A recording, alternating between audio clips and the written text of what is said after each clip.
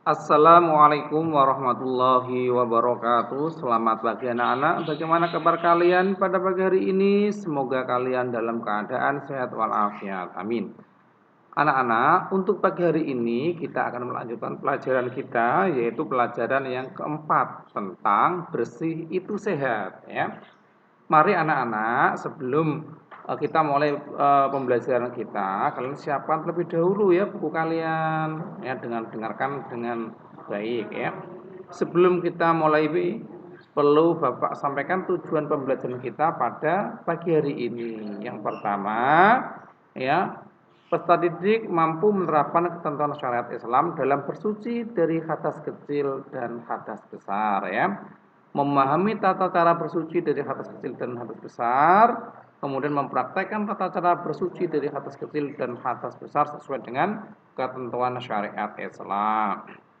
Mari anak-anak kita berdoa terlebih dahulu. A'udzu billahi minasy syaithanir rajim.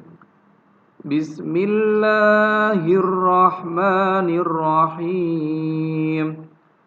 Asyhadu an la ilaha illallah wa asyhadu anna Muhammadar Rasulullah.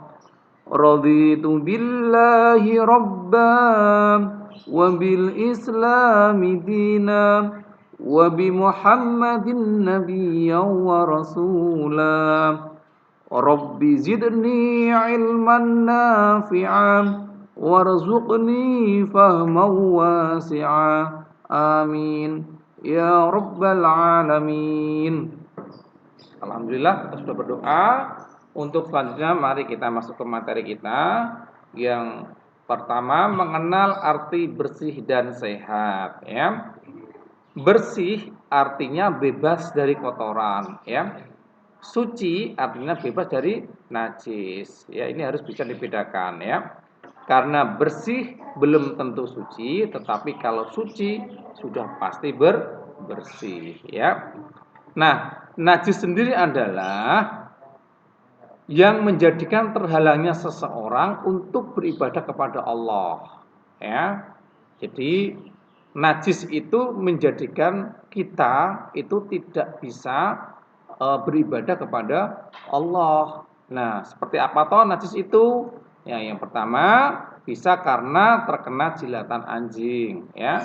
Kemudian darah, kotoran atau tinja, air seni atau air urin ya. Dan najis ini pasti kotor ya. Kotor belum tentu najis ya. Misalkan ya, coba kalian terkena tanah ya, atau terkena tinta, cat ataupun ludah ya. Ini adalah kotor ya. Kena tanah itu kotor, kena tinta itu kotor, tapi belum tentu najis ya. Bersih atau suci ini dapat dibagi menjadi dua ya, yaitu bersih dari hadas dan bersih dari najis. Nah, anak-anak, apa itu hadas ya? Nah, hadas ini ada dua ya, yaitu hadas besar dan hadas kecil. Ya, contoh hadas besar seperti mimpi basah bagi laki-laki dan haid bagi perempuan. Ya, cara menghilangkan hadas besar ini adalah dengan cara mandi atau tayamum jika tidak ada air. Nah, kemudian hadas kecil seperti buang air seni, buang air besar, buang angin, ya. Ini yang menjadikan atau yang menyebabkan batalnya wudhu kita. Nah, anak-anak, coba kita lihat, kita perhatikan perbedaan antara hadas kecil sama hadas besar ya di dalam tabel ini ya. Nah, untuk selanjutnya kita bagaimana cara kita untuk membersihkan najis? Nah, coba diperhatikan anak-anak ya. Membersihkan najis yang berupa darah atau air seni atau tinja, ya ini harus menggunakan air mutlak. Ya, air mutlak itu seperti air sumur atau air hujan, bukan air kopi atau air kelapa muda, ya ini bukan ya, tapi harus menggunakan air mutlak ya.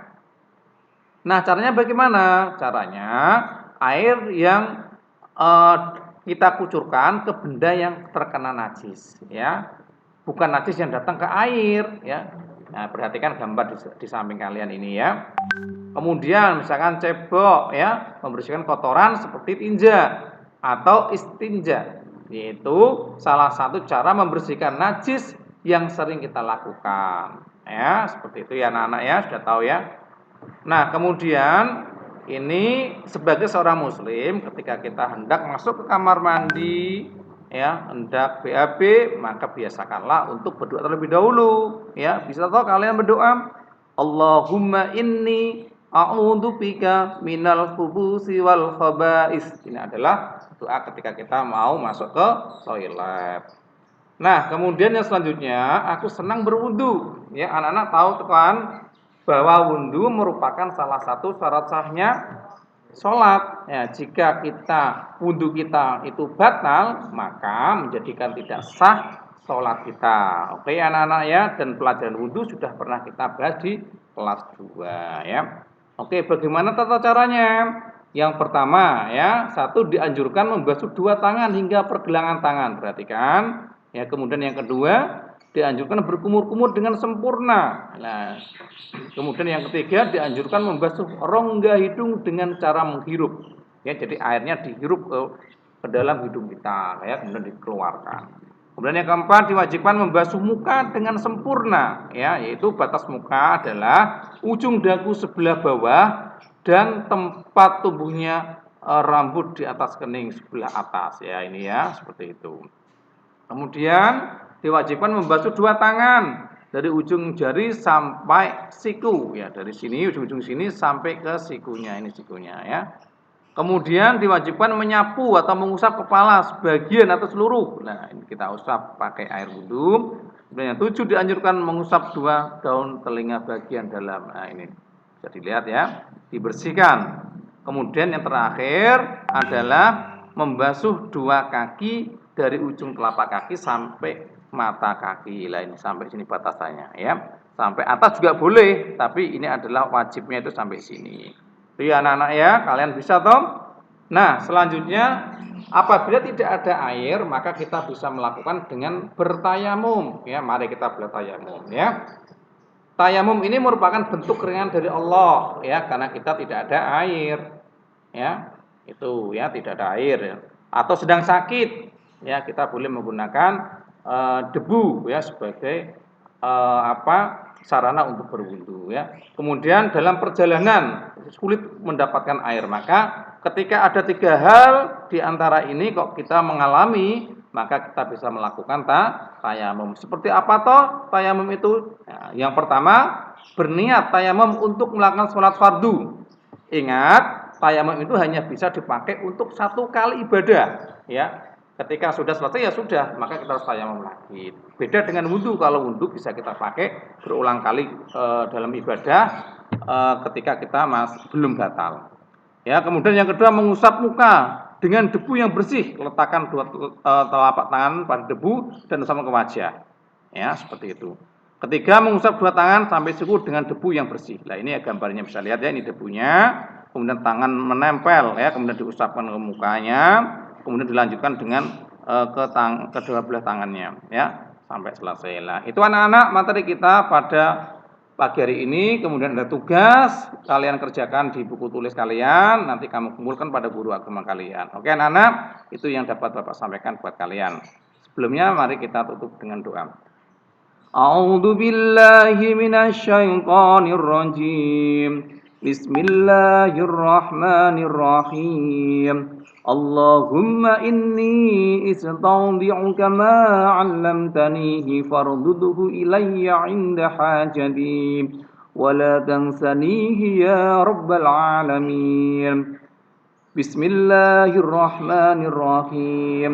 Wal 'asri innal insana lafi khusrin illa alladziina aamanu wa 'amilus shalihati wa tawashaw bil haqqi wa tawashaw bis sabr. Shadaqallahul azim.